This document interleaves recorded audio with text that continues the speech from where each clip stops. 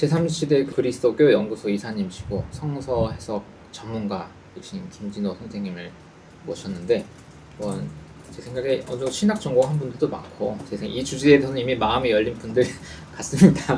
그래서 조금 편하게 책을 쓰게 된 배경이나 기획 의도, 더 관련된 에피소드라든지 이런 거 혹시 좀 들려주실 수 있을까요? 제가 여러 사람들한테 미안한 책인데 이 책이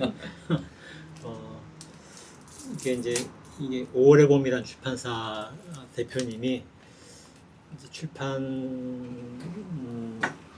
만들기 전부터 제가 잘 알고 있는 분이었고, 출판사를 만들면서 자기 첫 책으로 내 책을 내고 싶단 말도 했었어요.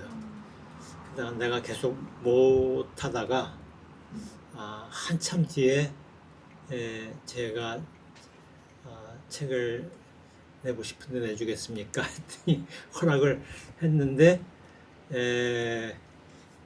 사실은 이제 이 원고가 처음에 쓰게 된 것은 이제 한참 이제 소수자 동성애에 대한 개신교의 공격이 극심해지니까 이제 질문들이 많이 있어요.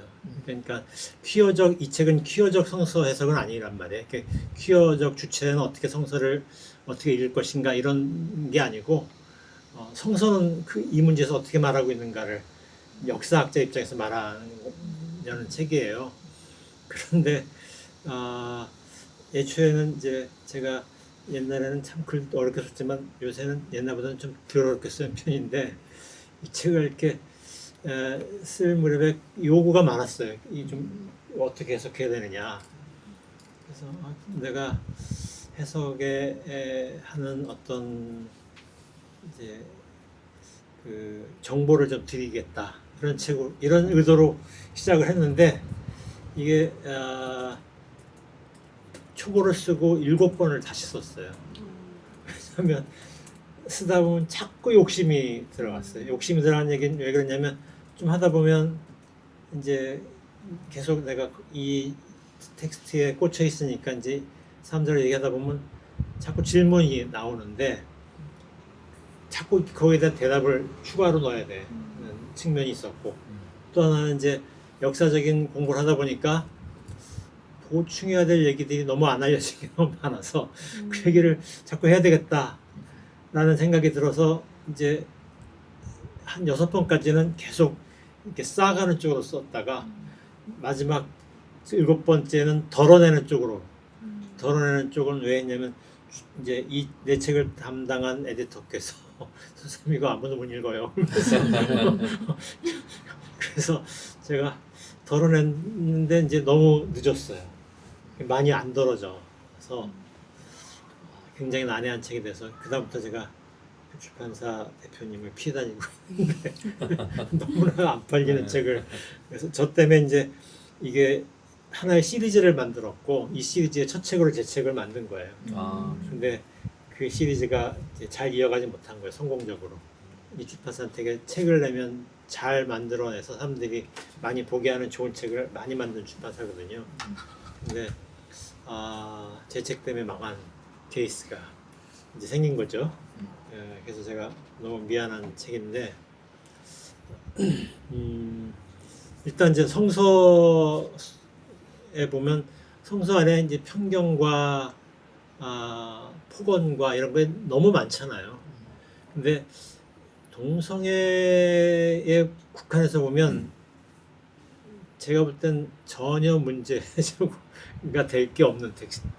성서는 그래요. 그러니까 성서는 동성애를 다루고 있지 않는 텍스트가 있고, 하나는 그러니까 동성애를 혐오하는 거라고 알려져 있는 텍스트 중에 절반 정도는 관계가 없는, 나중에 끼워 넣어서 그냥 막 억지로 해석한 결과인 텍스트가 있고, 또 다른 절반은 그렇게 해석할 소지가 안에 있긴 하나, 사실은 이제 그것의 배후를 물으면 동성애와 관계없는 얘기가, 그러니까 일종의 정치공학적 언술이에요.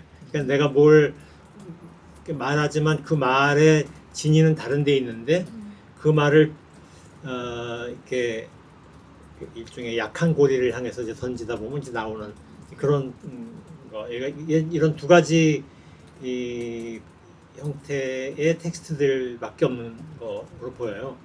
그래서 그렇게 해서 이제 해석을 했고 책이 너무 난해해서 텍스트를 더 추가하는 쪽은 안 되겠다. 요거로 하자. 그래서 그 이후에 한 2편 정도 더 썼는데 그 중에 한 편을 제가 이제 이게 토론문으로 쓴 자료인데요. 이거는 소돔과 고모라에 관한 걸 오늘 제가 읽어 보시라고 드린 거고 유명한 텍스트니까. 그다음에 이제 또 하나 고린도 전서에 나와 있는 이제 하나님 나라를 물려받지 못하는 사람들에 관한 텍스트 얘기가 나와요.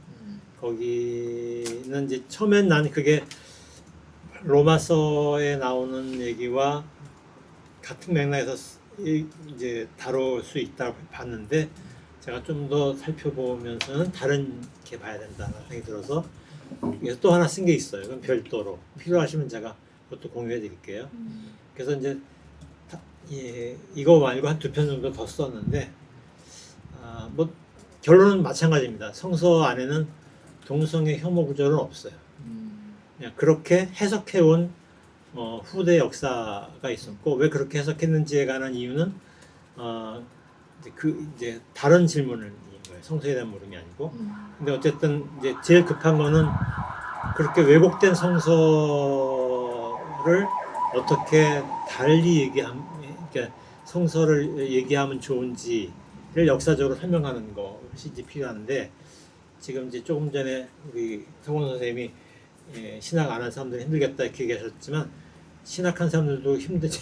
왜냐면 성서학이 실질은 비평학의 역사 비평이라는 말을 쓰지만 이게 현대 역사학과 만나지 못하는 비평학이에요. 그러니까 엄밀히 말하면 문학적 역사학이에요. 그래서 그런데 현대 성서학에서 역사학 연구가 있어요. 근데 대개 신학 과정에서 안 가르치기 때문에 대부분 몰라요.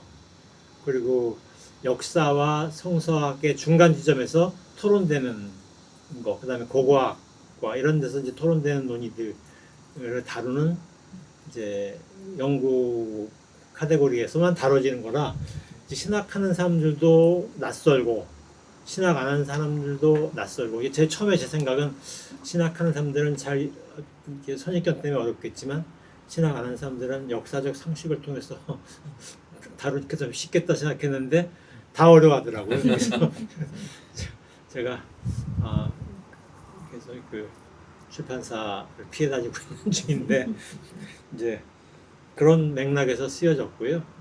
근데 이제 이 책이 잘 안 읽혀지는 책이어서 어떻게 해야 되나 고민을 하고 있는 중에 갑자기 이제 극우주의가 난리가 되면서 저는 이제 직업이 글쟁이라는 얘기는 이제 주문 생산자라는 뜻이에요. 제가 뭘 기획해서 하는 게 아니라 저에게 주문이 들어오면 거기에서 이야기를 하는 사람이어서 거의 극우주의에 거의 몰두하다시피 하다 보니까 이제 성소수자를 다루는 작업이 거의 그 손을 놓다시피 했어요.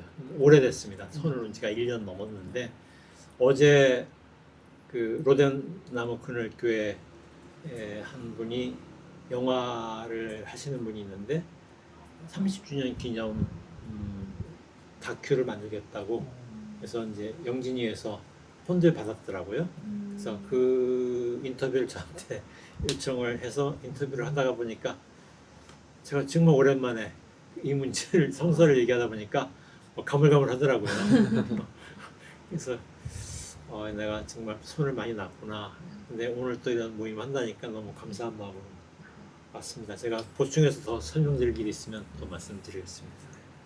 그래서 책의 이제 구조는 목차를 보시면 아시겠지만 이제 교회에 관한 얘기가 앞뒤로 있고 그 안에 이제 성경 좀 중요한 본문, 특히 3개의 본문을 가지고 오셨는데 사사기, 로마서, 레위기. 성경 본문 3개도 너무 좀 방대하긴 한데 그래도 혹시 간단하게 이 영상을 보고 혹은 모임을 듣고 나이가 책을 읽을 때 약간의 길잡이가 될 수 있는 약간 기본적인 내용만 좀 소개 가능하실까요? 사사기랑 로마서랑 레위기가 있는데 3개 다 하면 너무 많을까요? 그러니까 이제 이를테면 제가 구약 성서를 저는 제1 성서라고 부르거든요. 구약이라는 말 안 쓰고 그러니까 제1, 제2 성서 이렇게 부르는데 제1성서 같은 경우는 이제 그 오리지널 버전이 문서로 만들어진 시기는 최초의 시기는 요시야 왕 시기예요. 요시야는 이제 유다국의 그 왕인데 유다 국가 이스라엘국이 있는 건 아시잖아요. 근데 그걸 이제 남왕국 유다, 북왕국 이스라엘 말을 안 쓰면 좋겠어요. 왜냐하면 그 유다와 이스라엘 말고도 다른 많은 나라들이 있거든요. 근데 다른 많은 나라들을 존재하지 않은 나라처럼 간주하는 표현이 남과 북을 유다와 이스라엘 붙이면 그러니까 그런 말은 안 쓰고 그냥 유다국, 이스라엘국, 모압국, 암몬국, 에돔국 뭐 이렇게 이제 쓰시면 좋겠는데 이제 이스라엘국은 가나안 지역 전체에서 가장 강력한 국가였어요 오랫동안. 그러니까 가장 패권 국가라고 할 수 있죠 이 지역에. 근데 이제 이 패권국이다 보니까 이제 더더구나 이 가나안 지역은 이렇게 전략적으로 이집트와 그다음에 우리가 튀르키아라고 말하는 히타이트 지역과 메소포타미아 지역 이게 세 나라가 패권 경제가 벌일 때 중간 지역에 있으니까 이제 항상 강대국 사이에 끼어서 제국이 만들어졌을 때 제국에 의해서 농락당하는 지역인데 근데 이제 패권 국가가 이스라엘이다 보니까 이스라엘국은 전쟁에 늘 시달렸거든요. 그리고 결국은 이제 아시리아 제국에 의해서 역사 속에서 사라지고 아시리아 제국에 아시리아 제국에 의해서 멸망할 무렵에 이제 전쟁의 참화로 많은 이제 가나안 지역의 인구들이 거대 대대적인 이동을 하는데 그 중에서 적지 않은 수가 유다 쪽으로 이동을 해요. 왜냐하면 유다는 주로 산지이기 때문에 제국들이 이동하는 경로에 안 속해 있으니까 이제 비교적 전쟁이 없었던 지역이란 말이에요. 전략적으로 필요가 없는 지역이니까. 그래서 그쪽 지역으로 인구가 밀려 들어오면서 요시야 왕 전에 이제 아하즈 왕, 히스기야 왕, 므낫세 왕, 요시야 왕 요 무렵에 유다 특히 예루살렘 지역의 인구가 고고학적으로 10배 이상 늘어요. 그러니까 생식으로 10배 이상 늘을 수는 없거든요. 10배 이상 늘었다는 얘기는 이제 인구들이 유입해 들어왔다는 얘기예요. 전쟁 난민들이 들어온 거예요. 그 전쟁 난민들이 들어오면서 이제 그 이쪽에 놀고 있던 땅이 개간이 되기 시작하면서 국고가 늘어나는 거예요. 그래서 그 땅을 개간하는 과정에서 이제 귀족들이 그 개간된 땅을 차지하느냐, 왕실이 차지하느냐를 둘러싸고 이제 왕당파와 귀족파 간의 정쟁이 격렬하게 일어난 시기가 유다국의 절정기인데 그때가 아하스 왕부터 요시야 왕 때까지예요. 근데 문헌적으로 이런 시기에 관한 기록들이 남아 있는 것은 요시야 왕의 왕실 문서들이 있거든요. 그게 우리 성서의 토대가 되는 대부분의 문서가 그때 묶여져요. 근데 이제 이를테면 레위기 같은 데 보면 레위기에 아주 극한적인 이게 이제 극형에 관한 구절이 나오잖아요. 근데 레위기는 요시야 왕 시절의 문서가 아니고요. 그 유대국이 이제 바벨로니아에서 멸망하고 바벨로니아로 유다국의 귀족과 일부 사람들이 유배됐다가 한참 지나서 유배된 사람들이 일부 돌아온 사람들이 이제 예루살렘이 폐허가 된 예루살렘 지역에 정착하면서 정착촌이 만들어지는데 그들이 없는 이제 100년, 200년 요 정도의 기간 사이에 살던 사람들이 있잖아요. 살던 사람들이 그 땅을 순순히 내어줄 수 있지 않을 거 아니에요. 그러니까 이제 그 땅을 정착촌에 유배돼서 돌아온 사람들이 그 땅을 자기 땅으로 갖고 싶어하는 노력과 살던 사람들이 그 땅을 안 뺏기려는 노력들이 경험을 하던 때가 이제 이제 우리가 흔히 성서 역사 책을 보면 포로 귀환기라는 이름으로 포로 후기라 그러나요?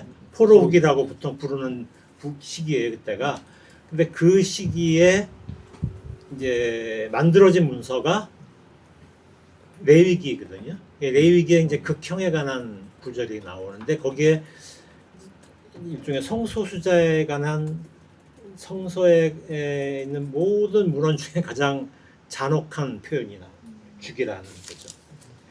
근데 이제 그 성서의 극형법에 관한 구절이 나오는 게 출애굽기와 신명기가 나오고 그다음에 레위기가 나오거든요. 이제 출애굽기와 신명기는 요시야 왕 시절에 만들어진 문서로 보여요. 특히 신명기가 요시야 왕 시절에 이제 일종의 프로파간다가 들어가 있는 문서거든요. 근데 거기에 이제 극형에 관한 구절은 국가가 상존하고 있던 시기니까 굉장히 실정법적인 요소를 갖추고 있어요. 그러니까 명확해 극형에 처할 자의 요목이 굉장히 명확하고 굉장히 신중해요. 그런데 레위기는 이게 너무 그 이제 일종의 극형에 처한 게 되게 가족사에 얽힌 문제에 국한돼 있어요. 가족사에 얽힌 문제를 국가가 잘 컨트롤할 수 있으면 가족 내 문제까지 알 수 있으면 그것도 처벌할 수 있지만 거의 가족을 통제할 수 없는 시기, 이렇다 할 국가도 없던 시기란 말이에요. 그러니까 이제 그거는 레위기에 나오는 극형의 구절들은 실정법으로는 가치가 없는 문서. 근데 거기에 이제 그런 구절이 나오거든요. 그게 왜 나오느냐? 그게 이제 궁금한 거죠. 그걸 해석하는 게 초점인데, 이제 여기서부터 이제 어려운 부분이 나오는데, 그 시절의 종교가 우리는 이제 이스라엘은 일신교 사회라고 생각하잖아요. 근데 그거는 우리의 착각이에요. 입증되지 않아요. 그 사회는 다신교 사회거든요. 다신교 사회에서 야훼는 그 다신 중에 하나였고, 단지 최고신이 누구냐가 중요하던, 그러니까 최고신을 둘러싼 이제 부족 간의 경쟁이 있었던 사회였는데, 이제 예루살렘 정착촌으로 들어온 사람들은 이제 야훼 신앙을 추구하는데, 그 야훼 신앙도 같은 야훼 신앙이지만 사마리아 야훼 신앙과 유대아 야훼 신앙이 달라요. 이를테면 사마리아 성소는 어떤 이스라엘국의 성소는 어떤 성격이 있냐면 일종의 페스티벌이에요. 축제예요.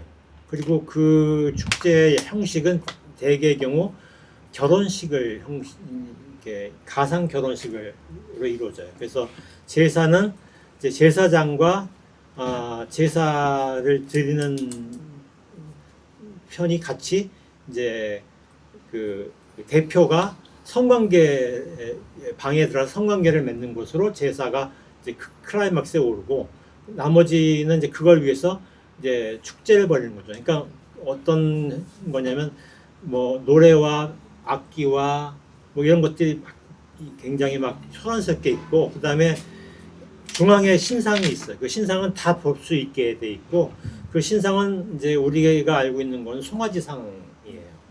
그 얘기는 뭐냐면 야훼 신앙이 풍요신으로 발전했다는 뜻입니다. 되게 이제 바알신이나 야훼 신이나 다 초기에는 전쟁 성격의 신이었거든요. 근데 이제 그게 국가가 발달하면서 전쟁 신의 성격이 풍요신의 성격을 포함하면서 발달해요. 풍요신의 성격을 통해서 이제 포함하면 풍요신은 어떤 특징이 있냐면 이제 생식과 관련된 거죠. 그러니까 이를테면 막 여신 같은 경우 막 유방이 여러 개가 있고 뭐 이런 거죠. 그래서 신 아까 이렇게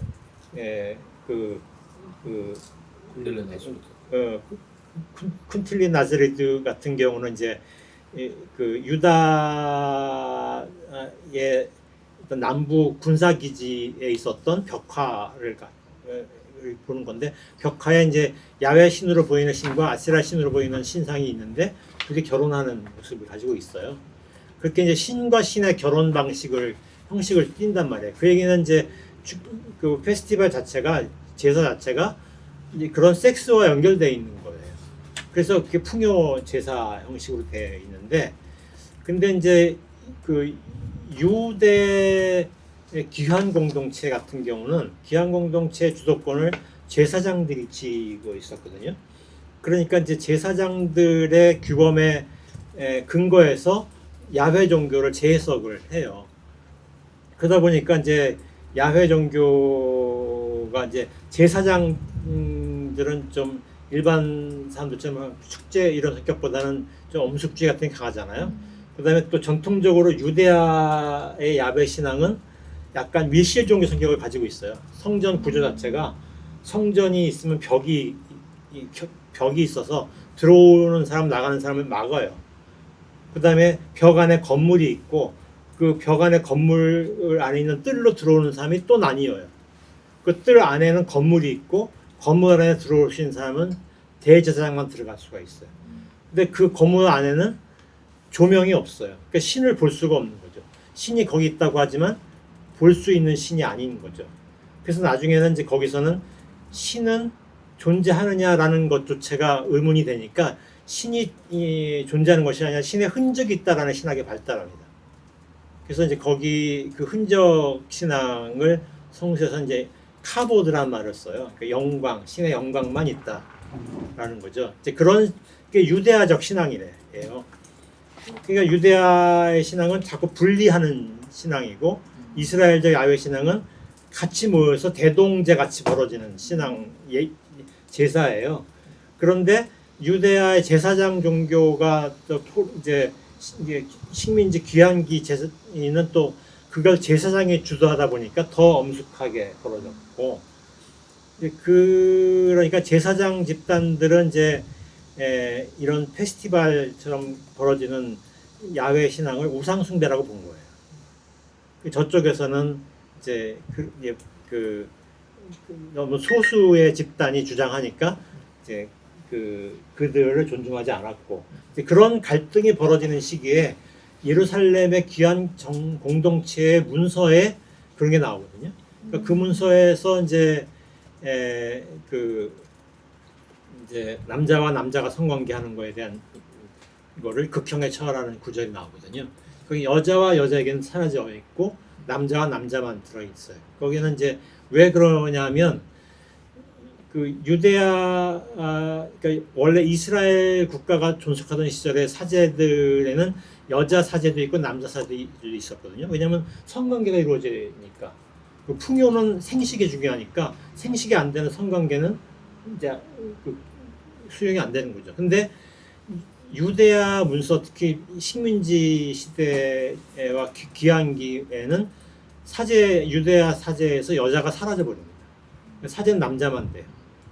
그러니까 이제 그런 문화가 발달하다 보니까 이제 유대야 지역의 풍요제인은 남자 사제와 남자 제사 의례 집단이 성관계를 하는 식으로 되다 보니까 거기는 남자 동성 섹스가 이제 축제 중심이 되는 거예요. 그러니까 이제 예루살렘 세력들은 이제 그걸 빌미 삼아서 남자와 남자가 동침하면 죽인다라는 이제 그런 얘기가 나온 거로 해석될 수 있거든요. 그러니까 이제 이 레위기의 극형에 관한 구절의 포커스는 동성에 대한 적대가 아니라 이제 일종의 땅 뺏기 싸움의 이데올로기 투쟁의 결과 산물로 사용되는 일종의 정치공학적 언술로 만들어진 건데, 그것이 이제 나중에 그런 것을 동성애나 문란한 성관계로 인한 재앙으로 해석하는 전통은 이제 아우구스티누스에서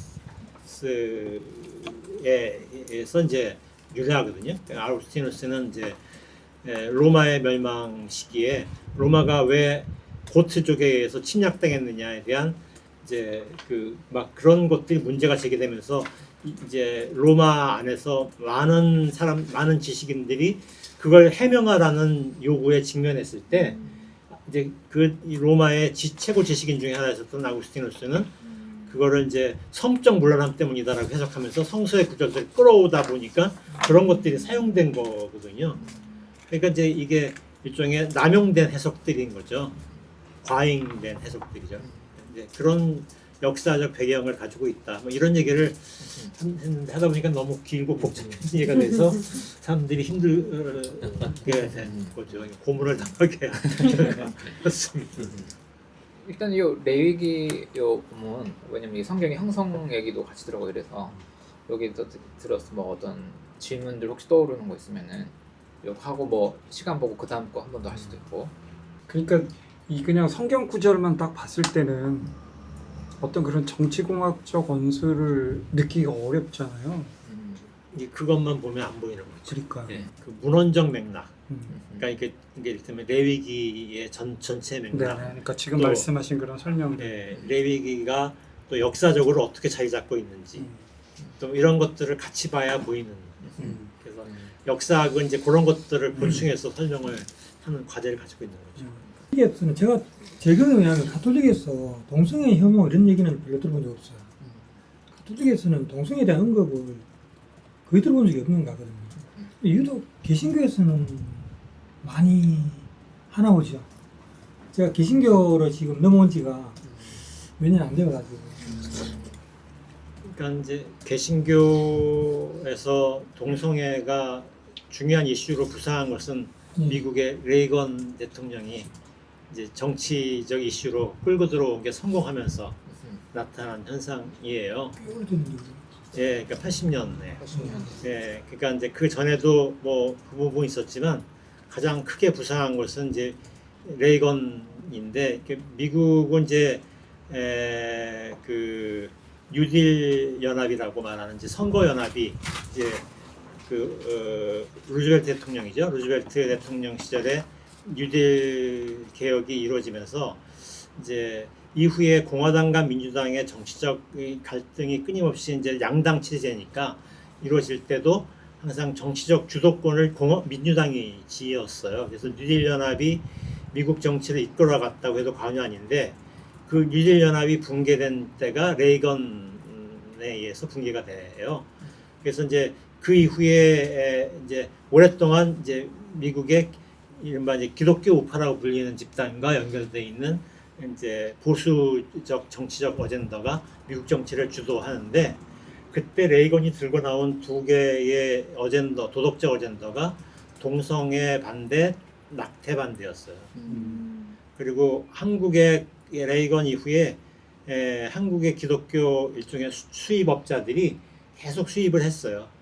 안 먹혔죠. 동성애라는 게 너무 낯설고 낙태는 한국인들이 뭐 국가 시책이었잖아요. 낙태가. 그러니까 이제 뭐 안 먹혔고.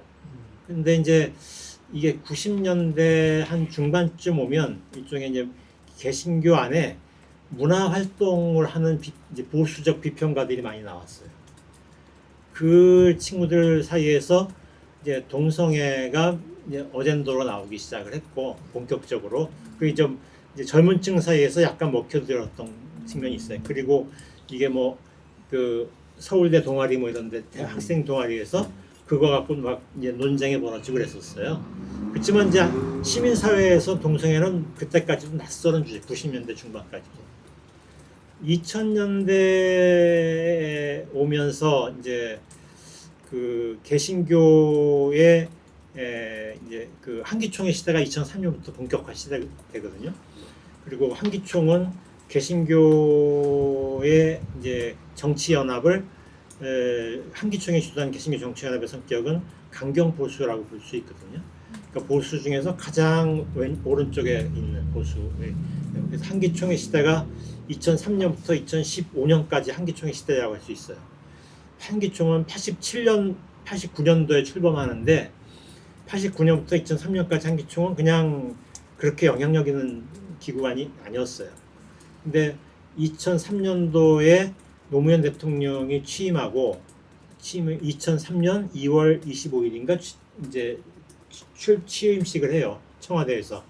그리고 일주일쯤 지난 게 3월 1일이잖아요. 3.1절 집회에서 시청에서 20만 명 정도 되는 주최 측 추산이에요. 20만 명 정도 되는 대중을 끌어모아요. 그 집회를 주도한 것이 한기총이었어요. 그때 한기총은 갑자기 한국의 이제 보수의 축처럼 클로즈업 됐고 그 이듬해 이제 그 2003년도가 어떤 때냐면 그 한국의 보수대 연합이 너무 막강해서 한국은 이제 일종의 민주 진보는 말할 것도 없고 민주라는 어젠더로 정치에서 성공할 가능성이 없는 나라였단 말이에요. 그때까지는. 그런데 IMF가 온 거잖아요. 김영삼 정부의 실패로. IMF가 오면서 민주당이 선거에서 이긴 거예요. 그러니까 엄청난 사건이 벌어진 거예요. 한국에서 일종의 보수 대연합의 장막을 뚫고 민주 세력이 집권을 하는 이제 첫 사례인 거죠. 그리고 두 번째 선거에서도 또 극적인 역전이 이루어진 거예요. 그러니까 이제 보수 대연합은 다 무너졌고 자기들끼리 책임 공방하고 싸우고 있을 때 한기총이 시청 집회를 열었던 거예요. 그 당시는 또 어떤 때냐면 한국 역사상 반미 기조가 최고조에 이르렀을 때예요. 그런데 시청 집회에서 성조기와 태극기를 같이 들고 나왔어요. 그래서 이제 친미 어젠다 끌고 나오고 그때 이분들이 이제 동성애 얘기가 나오기 시작을 했고 또 그 중에서 이제 그게 또 성이 안 차면서 한기총보다 더 강경한 기독 정당들이 이제 시도가 돼요. 계속 시도가 되는데 실패하는데 기독 정당들이 동성애를 그 제1 어젠다로 끌고 옵니다. 그러면서 이제 동성애 이슈가 점점 이제 커져 가는 거예요. 이게 이제 약간 착시가 있는데요. 그 가톨릭과 불교 신자들과 비종교인들의 성소수자에 대한 인식은 거의 비슷해요. 압도적 다수가 성소수자를 대해서 폄훼하는 것은 동의하지 않는데 성소수자를 내가 받아들이기 어렵다라는 생각하는 사람 되게 많거든요. 또 동성 결혼에 대해서 나는 동의 안 한다는 사람이 많아요. 그러나 그렇다고 동성애자를 비난하는 것은 동의 안 한다는 사람이 훨씬 많거든요. 근데 개신교는 어떨까라고 이제 궁금하잖아요. 개신교는 반대할 것 같잖아요. 근데 실제로는 개신교도 더 많은 신자들이 성소수자를 공격하는 거에 동의 안 해요. 근데 그 편차가 일반 시민사회나 천주교, 불교보다 조금 덜 하다는 거예요.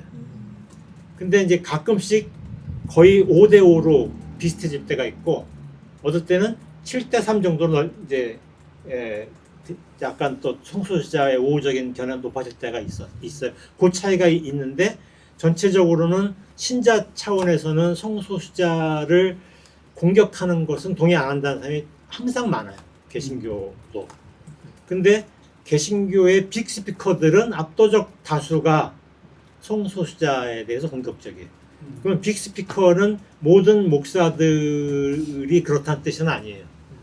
교단 정치와 교회 연합 정치를 주도하는 이들이 이제 개신교의 빅스피커들인데 그들의 목소리는 이제 높아요. 성소수자 반대가. 그래서 이제 여기는 어떤 착시가 있냐면 이를테면 이제 뭐 평소에 뉴스나 이런 데는 개신교는 성소수자 공격적인 종교다라는 게 거의 그냥 일반적으로 나오잖아요. 그런데 성소수자를 그 공격하는 것을 당론으로 내거든 정당은 항상 정치에서 실패했어요. 개신교에서도. 개신교 정당도 실패했어요. 그러니까 1인 1표를 기준으로 하는 그 모든 신자가 자기 표를 모든 신자나 시민들이 자기 한 표를 표현할 수 있는 장에서는 성소수자 반대가 높지 않아요, 한국 사회에. 근데 개신교가 교단 차원에서 혹은 교연합 차원에서 발언할 때는 그 반대 현상이 나타나요. 그러니까 그런 상황이 현재 한국 개신교 지형이에요.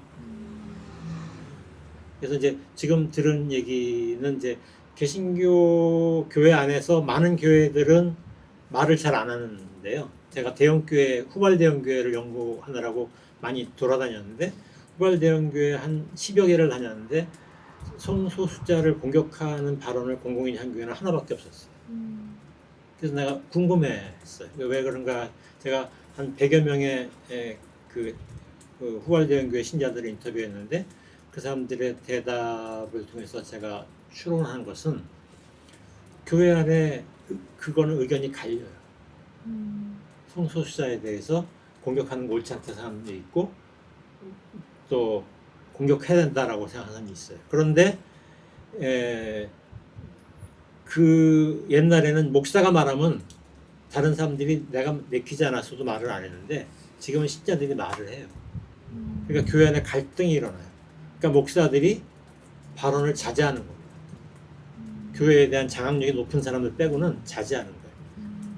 그런데 이제 그런 교회가 아니고 이제 상대적으로 이제 그런 좀 낙후된 그러니까 성장에 정체된에서 위기감을 느끼는 교회들 사이에서 이제 목사들이 교단 정치에 뛰어들어서 교단을 장악하면서 교단의 이제 교단 제도나 교단의 이제 빅스피커가 되는 경우가 있는데 그들에 의해서 이제 이런 지금 발언들이 주도가 되는 경향이 있는 거죠. 그래서 뭐 감리교에서 누굴 재판하고 뭐 처벌하고 이런 일들이 벌어지는 거죠. 항상 보수 중에 그게 필요한 것 같아요. 적 없으면 적을 만들어라. 이게 정치공학이라고 생각하는데 어떻게 생각하십니까? 그러니까 기독 정당들이 이제 동성애 이슈를 굉장히 강하게 첫 번째 이슈로 들고 나오고 자기네 막 그 뭐죠 비례대표도 1번부터 몇 번까지 앞순위를 성소수자 반대하는 사람들을 막 해놓고 막 그렇게 했으면 굉장히 거기에 대해서 준비가 잘 돼 있을 것 같잖아요. 근데 들어가서 보면 내용이 너무 허술해요. 그분들의 주장이 너무 허술한데도 그냥 먹혀들었던 거예요. 근데 이제 학문적으로는 동성애에 대한 얘기는 성서에서 그 핵심 이슈도 아니고 그리고 이제 그 안에서 중요한 이슈라고 보는 사람들은 거의 없지만 이제 계속 반대한다라고 생각하는 사람들조차도 중요하게 다루지 않는 경향이 있습니다. 근데 동성애라는 것 자체가 이성의 규범의 맥락에서 나오는 거잖아요. 근데 이제 성서의 시대 고대에는 오늘 같은 이성의 규범적 문화라고 볼 수는 없으니까 그 현대에 있는 성소자 이슈의 근거를 성서에서 찾는 것 자체가 되게 큰 넌센스인 것 같아요. 그러니까 사실 이제 여성주의자들이 성서를 이제 텍스트 오브 테러라고 얘기한 적이 있어요. 그러니까 성서 안에 여성 혐오는 너무 많이 있어요. 진짜 문제적이에요. 그래서 성서는 여성의 문제에 관해서는 다시 써야 될 만큼 문제가 많은 텍스트거든요. 그런데 이제 성서에서 동성애는 오히려 이를테면 이제 신약적 제2성서 쪽으로 오면 이제 지중해 문화권에서 동성애는 오히려 남성 동성애는 가장 이상적인 사랑의 형태로 추앙되고 이를테면 플라톤의 향연이 이제 플라톤의 이제 사랑론이라고 할 수 있는데 플라톤이 말한 향연에서 가장 이상적인 사랑은 중년 남자와 젊은 남자의 사랑이에요. 그때는 이제 이성애자냐 동성애자냐가 중요하지 않고 많은 사람들이 양성애자였던 것 같아요. 근데 이제 왜 플라톤이 그렇게 보냐면 그 이제 수많은 남자들이 출산에 대한 이제 부담감 때문에 사랑에 대한 진정성에 자꾸 회의를 많이 느꼈던 것 같아요.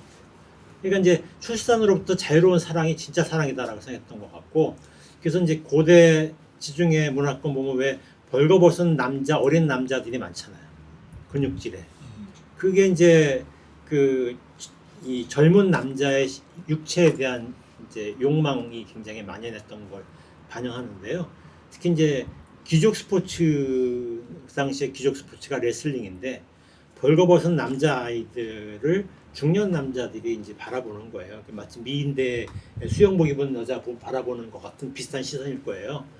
그리고 이제 거기에 플라톤 같은 경우는 이제 이데올로기, 플라톤만 그런 게 아니고 거기에 이제 그런 이데올로기가 보여야 되는데, 나이 든 남자가 가지고 있는 원숙함과 젊은 어린 남자가 가지고 있는 어떤 신체의 아름다움이 결합됐을 때 최고의 사랑이 표현된다, 이렇게 생각했던 문화가 있단 말이에요. 이제 그런 문화 배경 속에서 이제 있는데, 이를테면 이제 로마로 오면 약간 상황이 달라지는데, 로마는 이제 군사 국가거든요. 제국으로 치면 로마와 현대 미국이 되게 유사해요. 그러니까 군사비 지출이 압도적으로 강한 많은 제국은 미국과 로마인데, 고대 로마는 어떤 이데올로기가 있냐면 가족을 전사로 키워야 되는 거예요.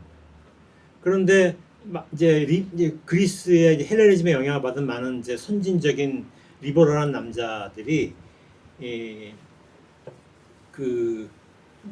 어떤 동성 간의 섹스에 대해서 막 열망하다 보니까 이제 그리스 안에 이제 로마 엘리트 사이에서는 이게 기강이 해이해진 것에 대한 이제 어떤 비판들이 있어요. 그래서 그 두 개의 갈등이 첨예하게 있어서 한쪽에서는 법으로 이제 그런 거를 비판하는 법을 만들고 다른 쪽에서는 그런 거를 풀어주는 법을 만들어요.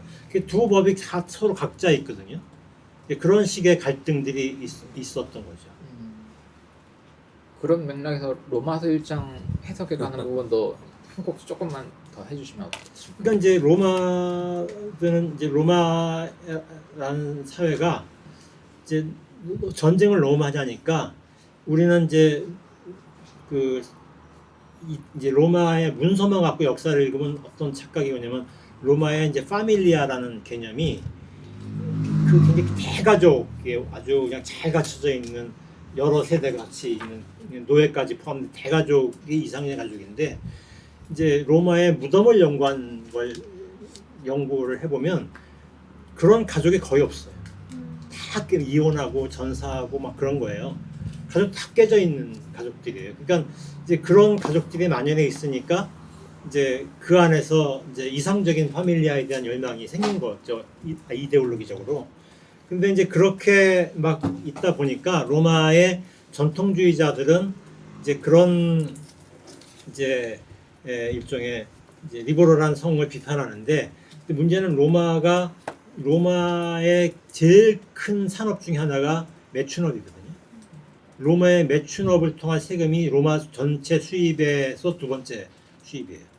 그만큼 로마는 매춘을 갖다 있는데 그 매춘업 중에서도 상당히 많은 남자들이 매춘 산업에서 이제 섹스를 하는 사람들이었거든요. 그러니까 이제 그런 거 그다음에 이제 뭐 노예나 이제 이민자들의 남자 아이들을 데려다가 이제 노예 매춘을 이용하면 비난을 받으니까 이제 그런 애들을 데려다가 이제 막 성적인 놀이개로 삼는 일 이런 일들이 벌어지니까 이제 그런 거가 로마서에 반영되어 있는 거거든요. 로마서의 동성애 비판의 텍스트에는 그러니까 그 동성애를 비판하는 것이 아니고 로마가 가지고 있는 이제 그 어떤 이제 매춘 현상이 이제 어떤 그 이스라엘계 많은 이제 어린 남자애들이 이제 가난한 애들이 이제 성적으로 농락당하고 이런 현상들이 그 안에 반영되어 있는 텍스트인 거죠. 보수적인 교단의 목사분들은 여러 가지 현상 가운데서 성적 문란의 여러 가지 현상 가운데 그 동성애 그만 쏙 빼가지고 과대하는. 그러니까 이제 그게 입증이 되려면 그 시대 다른 문헌들에서 동성애가 이제 비난의 대상이고 이성애가 일반적인 거야 되잖아요. 그런데 이성애보다는 동성애가 오히려 더 이상적인 사랑으로 추앙되는 경우가 되게 많았기 때문에 그 구절이 입증이 안 되는 거죠. 그러니까 우리는 이성애가 이상적인 사랑이라고 생각하는 문화가 강하잖아요. 그러니까 그런 문화의 시선으로 그 텍스트를 읽다 보니까 그렇게 읽은 건데 그 시대로 가면 이제 누구도 그 시대에 남자와 남자가 섹스를 했대라는 걸 갖고서 화들짝 놀라지 않는 문화. 그러니까 그게 놀랍지 않은데 그 놀라는 것처럼 막 얘기하면 약간 이질적인 거죠. 성서가 읽기 어려운 거죠. 그러니까 이제 사실 그런 문화 이면에는 여성에 대한 혐오가 들어있는 거거든요. 남성 동성애에 대한 이제 추앙 문화는. 근데 이제 거기서 읽어야 될 건 이제 그런 거여야 되는데 오히려 우리는 동성애를 읽어내니까 엉뚱한 거 읽은 거죠. 읽어내야 되는 걸 얘기하셔서 저 드리고 싶은 건데 그 책에서도 레위기에 대한 거 나왔고 저도 학교에서 배웠을 때 레위기라고 하는 게 이 피 공동체 그 포로 귀환할 때 그 제사장 공동체가 쓴 걸로 알았거든요. 근데 그런 측면에서 접근을 하면 좋은 본문은 아닌 것 같거든요. 그 토착 그 있는 사람들에게 기득권을 뺏어가려고 하는 하나의 권력적 시도라고 생각을 했는데, 그래서 제 그 중앙 그 야외 토착 야외 신앙을 제거하고 모든 야외 신앙을 중앙화하려는 시도와, 그리고 제가 구약을 배웠을 때 저희 선생님께서 쓰신 논문 중에 하나에 그 레위기에 게르라는 단어가 있대요. 그 게르가 외국인으로 번역되어 있는 건데, 사실 그 외국인이 오늘 우리 이슈에서의 그런 외국인 노동자가 아니라 그 동포를 의미한다고 해석을 하시더라고요. 그 말인즉슨 포로기한 공동체, 이 레위기의 그 저자층인데 그 사람들을 사랑하라, 이런 식으로 해석할 수 있다라는 걸 전 배웠거든요. 그래서 레위기에 네 이웃을 네 몸과 같이 사랑하라, 이 문장이 있잖아요. 그리고 이거는 사실 키어 프렌들리한 그 무브먼트에서도 자주 구호로 쓰이는데, 이 레위기를 까놓고 얘기하면은 거기서 말하는 네 이웃은 어떤 권력층이 될 수도 있어서 좀 이걸로 이 성서 본문을 우리가 어떻게 읽어낼 수 있고 이걸 어떻게 사용한다고 해야 되나요? 활용할 수 있는지가 좀 사실 궁금합니다.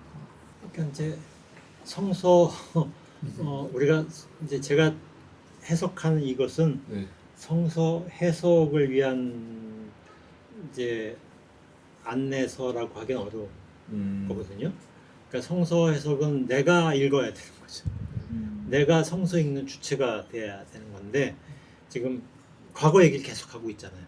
그러니까 이제 성서를 읽기 위한 정보를 주는 책이지 성서를 읽는데 도움이 되는 책은 아니에요. 그러니까 이제 우리가 이제 성서를 읽는 제일 나쁜 태도는, 성서 독서라는 것은 이게 내가 생각하는 것과 평소에 생각했었던 어떤 생각이 흔들리는 어느 순간 텍스트가 나하고 만났을 때 독서가 일어나요. 그러니까 다시 말하면 어느 순간 낯설게 다가와야 되는 거예요.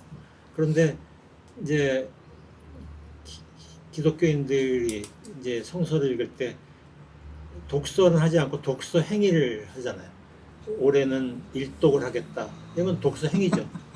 독서는 아니니까, 독서는 내가 끼어들어야 되는, 내가 끼어들 자리가 없잖아요. 그러니까 내가 끼어든다는 얘기는 내 상황과 내 기억과 내 경험이 성서에 반영이 돼야 되는 거예요. 그러니까 성서가 나와 그런 점에서 시공간의 대화를 해야만 되는 거거든요. 아니면 성서 자체가 그 자기 시간 속에서 빠져나와서 성서를 읽는 나하고 만나야 되는, 그게 독서거든요. 그러니까 그런 독서를 위해서 우리는 책을 읽다가 어느 순간 그것이 나에게 독서가 되는 순간이 있으면서 나에게 책 읽기의 즐거움이 오는 거죠. 근데 이제 그게 아니고, 그런 의문이 들어도 의문이 드는 건 믿음이 없는 거고, 그냥 그 성서에 대한 인습적인 내러티브, 그러니까 내가 이미 누군가에게 들어서 이런 얘기일 거라고 생각하는 그 내러티브에 내 생각을 끼워 맞추려고 하는 그런 거는 독서가 아닌 거죠. 그런데 그래서 성서 사람들이 안 읽게 되는 거죠. 재미가 없으니까. 그래서 이제 그런 독서는 이제 성서를 읽는 걸 방해하는 건데, 책은 이제 그렇게 방해된 텍스트들로 가득한 성서 읽기를 하면서 그 성서가 동성애 혐오라는 이제 그런 혐오주의적인 텍스트를 읽혀왔으니까, 나는 이제 내 책은 성서는 사실 그런 건 아니었어, 이렇게 얘기하는 책이지 성서 읽기에 도움이 되는 책은 아니에요. 그냥 이런 책을 혹시 읽고 나서 성서가 이렇게 읽을 수도 있구나라고 생각하면서 내가 성서를 읽으면서 내 경험 속에서 다시 읽혀질 때 독서가 되는 거예요.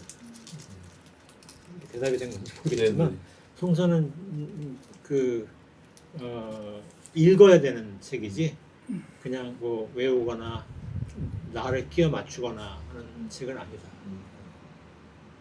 근데 신이 그 순간 나와 만나서 대화하려면 내가 그 속에서 신과 같이 놀아야 되는 거예요. 저는 약간 좀 다른 생각 가지고 있는데요.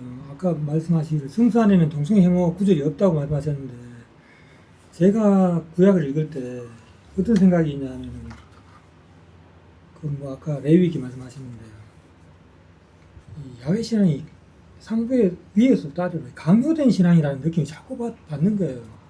만약에 강요된 신앙이 아니라면 왜 자꾸 그 히브리인들이 이스라엘 사람들이 자꾸 불신앙 얘기할까요? 그래서 저는 강요된 야훼 신앙이라는 느낌이 굉장히 강하게 일면서 이 강요된 야훼 신앙과 민족주의가 결합돼 가지고 율법으로 고용되는 거 아닌가 이런 느낌을 받거든요. 그래서 성산에는 동성애 혐오 구절이 없다고 말씀하셨지만 어쩔 수 없이 구약, 뭐 레위기나 이런 걸 보면 강요된 야훼 신앙과 민족주의가 결합해 가지고 율법으로 고용되는 과정을 저는 거쳤다고 보고 어쩔 수 없이 배타성을 가지고 있을 수밖에 없지 않나. 이 배타성이 동성애 혐오라고 하는 것의 어떤 원천이 되지 않나라는 생각이 들어요. 겉으로는 성산에는 동성애 혐오 구절이 없다 하더라도 그거는 제가 구약 읽으면서 계속 아쉬운 점이에요.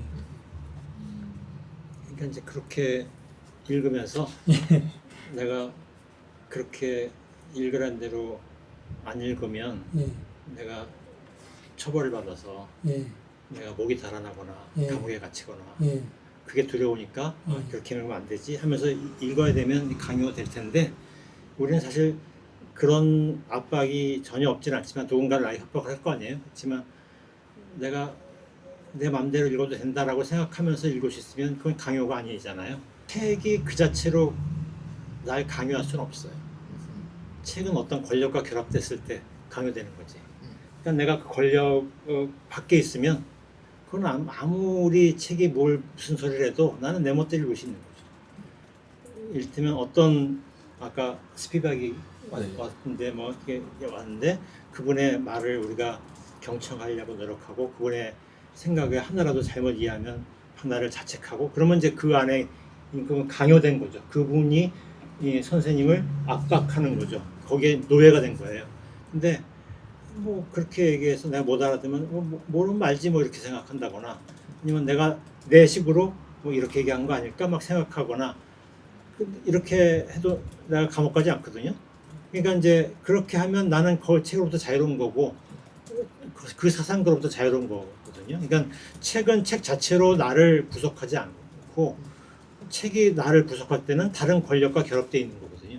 그럼 내가 그 권력으로부터 얽혀 있다라고 하는 이제 어떤 생각 속에 사로잡혀 있으면 그건 나를 강요하는 거죠. 근데 이제 그렇지 않다라고 생각하면 강요하지 않는 거죠. 그러니까 이를테면 이제 신학교 교수님들은 어떻게 말하면 자기 직장에서 떨어져 나가는 경우 있었잖아요. 그런 분들은 강요되겠죠, 말하는데. 그런 분들은 이제 그게 강요예요. 근데 이제 뭐 이를테면 같은 신학을 공부하지만 나는 이제 그런 나를 체벌할 길은 없어요. 내가 목사도 아니고 뭐 내가 어디에 녹을 먹는 사람이 아니니까. 그러니까 나한테는 아무런 강요가 아니거든요. 그러니까 이제 책 자체가 뭘 강요하는 게 아니고 그 강요된 질서 속에 내가 들어가 있기 때문에 강요받는 거죠. 그러면 강요된 질서 안에서도 내가 강요된 질서가 너무 촘촘해서 내가 생각할 틈조차 없다면 그 완벽한 강요인데 어떤 질서도 그게 촘촘하지 않기 때문에 내가 여러 곳에서 내가 이제 다르게 생각할 여지들이 늘 있거든요. 그래서 이제 나는 이제 내가 해방될 소지는 성서로부터 얼마든지 있다는 거죠. 그러니까 저는 그런데 그 성서가 쓰여졌을 때 그 당시에 그 고대를 기준으로 보면은 강요된 야훼 신앙이지 않았나 이런 생각이 강하게 드는 거죠. 그 시대의 사람들. 그것조차도 예. 마찬가지라고 생각하는데요. 현대는 그 어떤 사회가 나를 읽는데 훨씬 더 촘촘한 정보망을 가지고 있잖아요. 내가 온라인에서 뭐 글을 쓴다거나 이런 것까지 다 알 수 있잖아요. 그 시대는 어떻게 나를 통제할까요?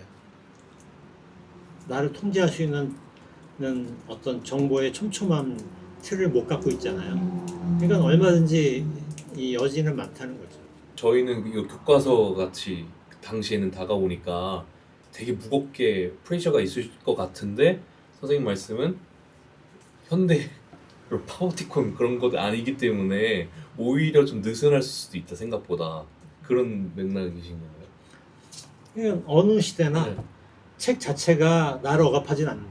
아, 그러니까 나를 억압하는 것은 어떤 권력과 결합돼 있을 때 억압하는 거고 그 권력에 내가 얽혀 있을 때만 억압이 되는 거예요. 근데 권력이 완벽하게 촘촘한 권력은 없거든요. 근데 저는 그 시대 사람들은 그 책에 억압되어 있다는 생각이 강하게 드는 거예요. 그 시대 사람들은. 책을 읽을 수 있는 사람이 전체 인구의 몇 퍼센트가 됐을까요? 그러니까 이 책이라고 하는 게 그 당시에는 말로 되어졌죠. 그러니까 지배 세력이 말로서 뭐 어떻게 전달을 했겠죠. 말로 이 긴 내용 어떻게 전달해? 그거는 뭐, 그러니까 이제 고대 건축물을 보면 예. 건축물들을 보면 이제 외벽 같은 거는 되게 단순한 구조로 돼 있고 안으로 가면 현란한 문양들이 들어 있거든요. 그러니까 안에 들어올 수 있는 사람들을 통제할 수 있는 것은 좀 더 복잡한 거고 밖에 있는 사람들은 너무 단순하게밖에 못해. 그러니까 이제 단순하게 통제하는 사회에서는 단순한 것만 감시되는 거죠. 그러니까 이제 그렇게 고대나 현대나 완벽하게 우리를 통제할 수 있는 건 없고 또 글이나 문자나 책은 나를 통제할 수 있는 힘은 그 자체로는 없는 그러니까 그 당시에는 그렇게 통제를 했다고 하라고 하는 의심을 지울 수가 없는 거죠. 이제 구약을 읽어보면. 통제를, 그 당시에 그 사람들은. 통제를 못했을 거예요. 근데 제가 왜 이런 생각을 하냐면요. 또 그것도 이 책 읽으면서 인상을 받은 것도 있지만 우리나라에 그 유교라고 하는 게 들어왔잖아요. 그래서 조선이 이제 유교의 나라라고 해가지고 이제 조선이 유교를 천명했는데 이 사대부들에게 제사와 그 사당을 강요해가지고 일반화시킨 기간이 몇 년이에요. 그리고 이 유교적인 온갖 수단을 써가지고 유교적 규범을 그 일반 사람들에게도 이 보급을 시키려고 어마무시하게 노력을 했거든요.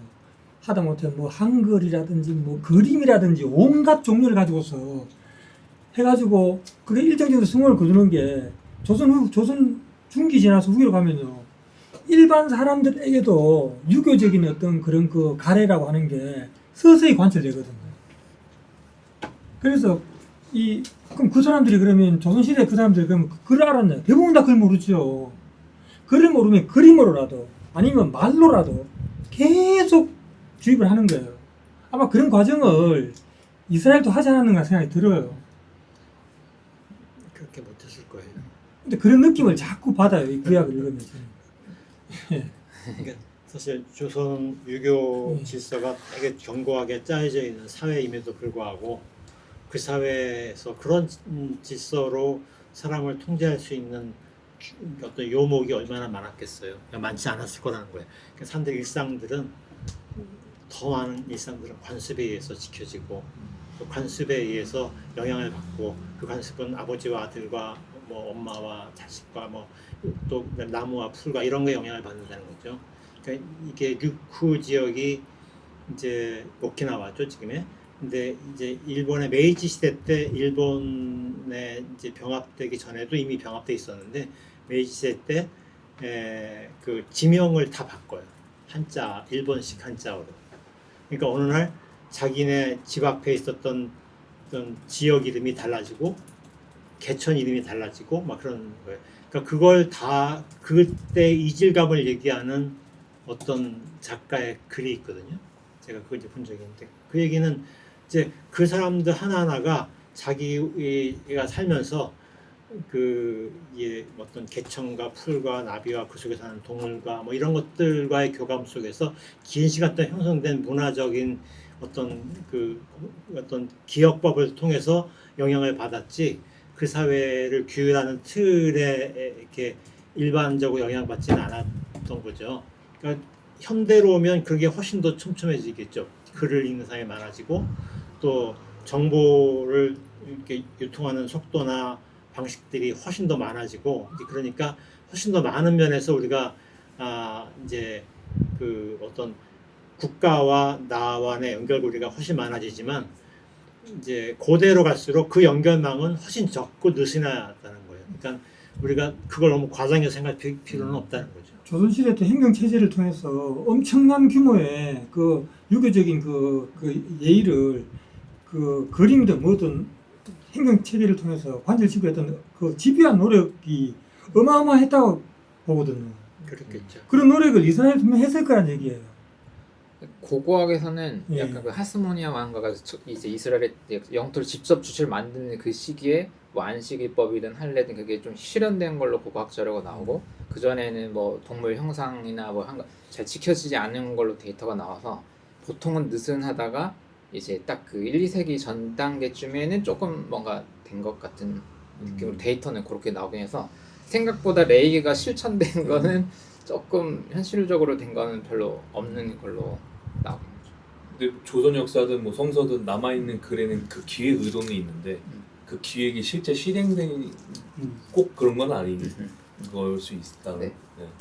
그 베타성도 레위기가 좀 빡세 보이긴 하지만 또 제사 다 깨부셔 하는 태클도 있고 성서 안에 이미 서로가 충돌되는 베타성들이 있으면 이제 그 어떻게 포인트를 잡느냐는 이제 우리 독자 해석층의 또 이게 입장이니까 설령 레위기가 정치 공학적 글이라고 해석을 해도 그거를 이제 어떻게 우리 신앙문제 적용할 거냐를 할 때 이제 그걸 감안해서 어떻게 풀어낼 거냐는 또 해석자의 몫이니까 이제 거기에서 좀 입장 차가 있는 것 같습니다. 요즘에 회당이나 바리사이 그 사람을 통해서 집요하게 이런 강요된 야외신앙과 민족주의라고 하는 결합시켜가지고 율법이라는 그 형태로 그 회당이나 바리사이들 통해서 집요하게 그 관철시키려고 했다라는 생각을 지울 수가 없습니다. 그러니까 이제 율법이 문헌적으로 정리된 것은 7세기, 8세기 정도까지 내려와요. 그러니까 수많은 이제 그러니까 탈무드에 완성된 거죠. 탈무드에서 수많은 학파들 간의 논쟁이 이제 있었던 거거든요. 근데 그렇게 해서 그때 가서야 이제 유대교라는 종교가 형성되었다라는 거예요. 근데 그렇게 형성된 유대교가 이제 율법체가 만들어지면 모든 유대인들은 그걸 알았을까요? 그러면 유대인들의 공동체가 이를테면 스페인의 유대인 공동체와 폴란드 유대인 공동체가 그들이 율법에서 하나의 공동체로 정체성을 가지고 있었을까요? 근데 그건 아니에요. 그들은 서로 말도 안 통했고 가지고 있는 문헌에 대한 그 문헌이 있어도 그 문헌을 해석하는 구체적인 디테일들이 너무 달라갖고 그냥 그것이 하나의 문서를 가지고 있을 때조차도 하나가 아니라는 거예요. 그래서 이제 사르트르 같은 경우는 유대인이 언제 하나가 됐느냐? 나치가 개토를 만들었고 별을 붙여줄 때 하나가 됐다는 거예요. 그 이전까지는 유대인은 하나의 집단이 아니었다는 거죠. 그러니까 이제 그럴 정도로 어떤 집단이 공통된 집단으로 이제 어떤 같은 기억으로 첨예한 정보까지 공유하면서 묶여진다는 것은 그게 쉬운 문제가 아니라는 거죠. 문서가 있다는 것만 가지고서 우리가 같은 그 어떤 집단과 해석 체계 안에 묶여 있다라고 아주 이렇게 세밀하게 얘기하기는 되게 어려운 것 같아요. 책을 읽다 보니까 소위 그러니까 문화가 많이 다르잖아요. 그 성경이 쓰여질 당시에 이렇게 집성되던 어떤 구전되던 그 당시의 문화나 로마나 아니면 뭐 그 이후에 우리 현재의 문화나 이런 것들이 뭐 시대적으로 아니면 지역적으로 많이 다른데 그러니까 우리의 어떤 그 몇천 년 인류사에 의해서 현재 집성된 현재 통용되는 이런 그런 인권적 차원으로 그 당시에 로마든 뭐 아니면은 그 구약 성서가 이렇게 구전되던 그런 시기의 어떤 문화를 우리가 비판할 수 있나? 뭐 비판까지는 아니고 뭐 해석이라고도 할 수도 있고 그런 건데 문득 그런 생각이 좀 들었어요. 그러니까 현재 동시대의 아프리카 어느 부족 사회에서 그 어린 소녀가 그 이렇게 일찍 뭐 결혼을 조혼이나 뭐 이런 걸 해야 되고 뭐 어떤 이런 거는 우리 동시대 입장에서는 문화 다양성을 존중함에도 불구하고 어떤 인권적 차원에서 비판을 할 수는 있을 것 같은데 그렇게 그 먼 역사의 어떤 것들을 우리 시각으로 이렇게 할 수가 있을까 하는 생각이 문득 들었습니다. 되게 조심스러운 그래서 거죠. 네. 네, 이런 거에 대해서 말씀해 주시면 고맙겠습니다. 이게 이제 포스트 콜로니얼 이제 연구들이 제일 많이 고민하는 문제가 그런 이제 차이에 관한 거잖아요. 그래서 이제 우리가 함부로 이제 그 사회의 가치를 이제 문화적 차이라는 이유로 폄하하는 건 되게 어려운 것 같아요. 그러니까 우리가 이제 그걸 가지고 가치를 얘기할 때는 이제 우리의 어떤 맥락에서 그것이 독해되는 지점에서 문제적으로 느껴질 때 그걸 이제 들여다보면서 비판하는 것 같아요. 그러니까 그 시대를 이렇게 폄하하고 이렇게 비평하는 것은 사실 대단히 어려운 문제 같습니다. 그래서 이제 뭐 이제 그럼에도 불구하고 이제 이를테면 뭐 성소수자나 뭐 여성 혐오나 뭐 또 이제 어떤 민중 혐오나 이런 요소들이 이제 우리가 성서를 통해서 이제 그런 게 해독되어 오거나 해독될 수 있는 여지를 발견할 때 우리가 들러붙어 갖고 막 비평하는 것은 그 시대에 대한 관심보다는 우리에 대한 관심이 앞서서 그런 것 같아요. 그러니까 어렵습니다. 그 시대 자체를 우리가 평가를 객관적으로 한다는 건 되게 어려운 것 같아요.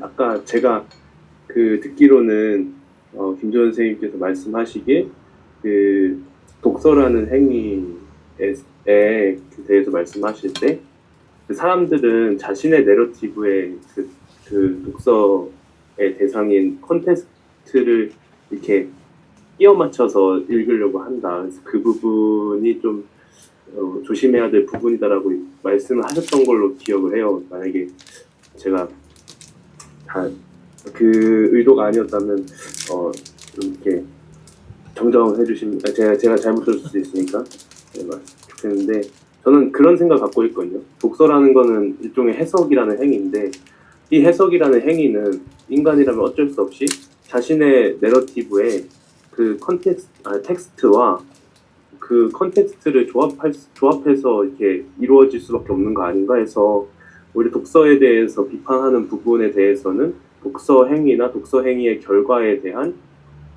비판이 이제 그 윤리적인 관점에서 이루어져야 하는 게 더 적절치 않나라는 생각이 문득 들었었어요. 그래서 그거에 대해서 어떻게 생각하시는지가 궁금해서 손을 들었던 겁니다. 그러니까 이제 독서는 뭐 지금 말씀하신 것과 다르지 않을 것 같은데 독서는 아까도 말씀드렸지만 내가 끼어들어야 독서가 되는 거죠. 그 텍스트와 내가 만나야 되는 거거든요. 그런데 이제 그럴 때마다 이제 이게 학자들이 우려스러운 거 하는 상투적인 말이 있어요. 학자들이 왜냐면 학자들은 항상 그동안 해석을 독점해 왔거든요. 근데 이제 독점해 온 사람들이 누구나 다 해석할 수 있다 얘기했을 때 우려하는 건 뭐냐면 독선에 빠지면 어떡하느냐 이런 거를 비판하는 거죠. 그래서 이제 저는 제 생각에는 그런 위험을 완벽히 없애는 건 불가능하나 그런 위험을 줄이는 거는 이제 집단지성이 있어야 되는 것 같아요. 그 얘기는 뭐냐면 어떤 해석을 혼자 하는 것도 좋지만 해석을 하기 위한 어떤 공론의 자리가 있으면 좋겠다. 그러니까 이를테면 어떤 레위기 13장을 우리가 읽는다면 13장을 각자 막 읽으면 서로 얘기하는 과정에서 어떤 사람이 약간 좀 독선에 빠질 수도 있잖아요. 그랬을 때 다른 사람이 보완해 줄 수도 있고 또 막 얘기하는 중에 내 생각이 누가 보완 안 해줬는데도 수정되고 다듬어질 수도 있고 이런 것들이 이제 제 생각에는 이제 그런 위험성을 줄이는 방법을 완벽하게 없앨 수는 없지만 줄이는 방법은 이제 혼자 독서하는 것이 아니고 독서하는 것을 같이 이야기 나누는 뭐 그런 기회를 갖는 게 좋지 않을까 이런 생각입니다. 또 혹시 또 이런 질문도 가능한지 모르겠지만 그 실은 구약이 저는 너무 이렇게 좀 걸려요. 제 친구 같은 경우는 구약은 그냥 작품이다, 문학 작품이다 이렇게 생각하자 이런 얘기도 하던데 그 기독교 신앙이라고 하는 게 물론 예수도 유대교도 아니고 하여튼 그런 과거의 신앙들의 전승을 가지고 있었던 거고 그것을 나름대로 재해석하고 다시 문제 제기하면서 이렇게 된 걸 텐데 그랬다고 하더라도 구약 없이도 기독교라는 게 그러니까 이름 프로테스탄트 그거는 다르게 하더라도 어쨌든 의미가 있는 거 아닌가? 왜 우리에게 구약이 어떤 의미가 있는 건지 좀 많이 헷갈려요. 그래서 성모 역사학자 입장에서 한번 말씀해 주시면 감사하겠습니다. 그러니까 이제 성서를 문학이다라고 보는 건 되게 좋은 태도 같아요. 근데 이제 거기에서 성서를 문학이다라고 하니까 모든 문학을 우리가 다 읽지 않는 것처럼 성서를 안 읽어도 된다라고 생각하는 사람이 있고 성서를 어떻게든 읽어야만 된다고 생각하는 사람이 있을 거 아니에요. 근데 이제 만약에 선생님이나 저는 이제 읽어야만 된다고 생각하는 사람이에요. 왜냐면 모두에게 읽어야 된다고 생각하는 게 아니고 저 개인에게 성서는 끊임없이 해독되어야 되는 책이거든요.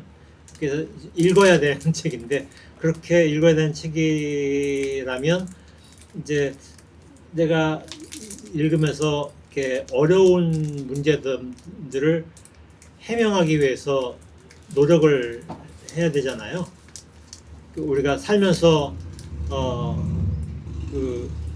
안 만나도 되는 사람이라면 안 만나지만 불편해도 만나야 되는 사람들은 만나잖아요. 가족도 불편한데 안 만나기 어려운 가족은 안 만나기 어려울 때가 많잖아요.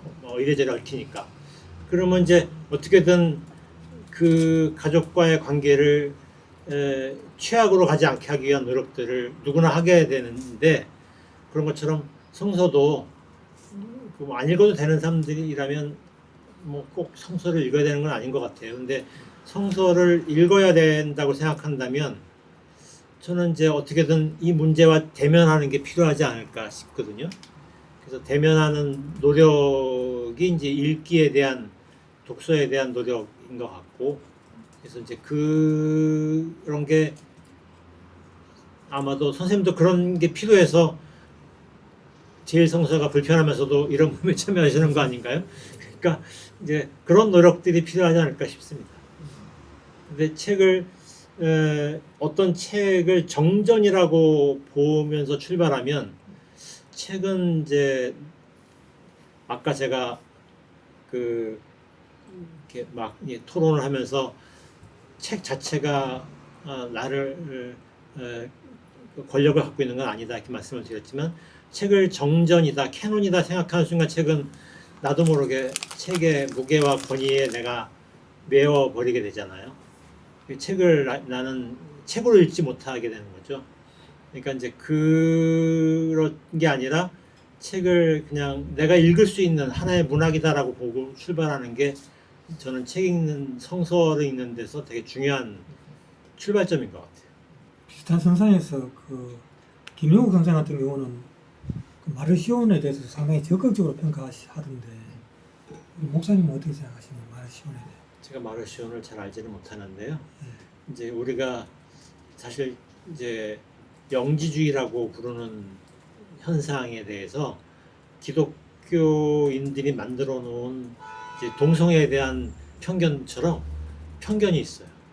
그러니까 왜냐하면 영지주의 텍스트를 우리가 영지주의 텍스트를 읽는 것이 아니라 영지주의를 비판하는 사람들의 언어로만 영지주의를 읽어왔거든요. 그러면서 영지주의라는 이름도 그렇게 붙여진 이름이에요. 그래서 실제로 기독교 역사에서 영지주의는 개념이 모호해요. 왜냐하면 나중에는 어떻게 되냐면은 내가 비난하고 싶은 사람은 다 영지주의라고 비판해버려요. 그래서 어디부터가 영지주의인지가 모를 만큼 복잡해졌어요. 그래서 현대의 이제 그 민속학이나 이런 데서는 새로운 개념을 얘기하는데 그 미스티시즘이라는 용어를 써요. 그 지중해 지역의 미스티시즘이 굉장히 폭넓게 다뤄져 왔는데 이제 영지주의하면 기독교 내 한 어떤 생각의 분파처럼 보는 경향이 있잖아요. 근데 미스티시즘은 기독교 현상이 아니에요. 그냥 그 시대에 이렇게 사람들 사이에서 널리 읽혀졌었던 널리 생각되어졌던 하나의 생각의 방식이거든요. 그리고 미스티시즘을 반영하는 더 강하게 반영하거나 적게 반영하는 문서들이 굉장히 많아요. 그리고 고고학적 발견물도 굉장히 많아요. 그래서 이제 그런 차원에서 이제 마르시온도 해독할 수 있으면 우리가 편견에서 벗어나서 읽을 수 있을 것 같은데 지금까지 이제 마르시온 하면 이제 우리가 출발점부터 마르시온 2단 이렇게 거기에 두 개의 단어를 조합시켜서 읽잖아요. 그러다 보니까 이제 그걸 다르게 얘기하고 싶은 김영옥 선생님이 이제 다르게 얘기하는 그런 아마 논리가 있는 것 같아요. 근데 이제 저는 뭐 그래서 다르게 읽는 태도는 굉장히 중요한데 좀 더 폭넓게 영지주의에 대한 이제 선입견부터도 우리가 좀 접으면서 그 현상을 읽으면 필요하지 않을까 이런 생각이 듭니다. 뭐 마르시온에 대해서 그렇게 말씀하실 수도 있지만 또 다른 그 마르시온이 그 목사님께서 말씀하시는 그 제1성서에 대해서 매우 부정적으로 생각하는데 거기에 대해서 어떻게 생각하시나요? 그러니까 부정적으로 생각할 수 있는 거죠, 누구나.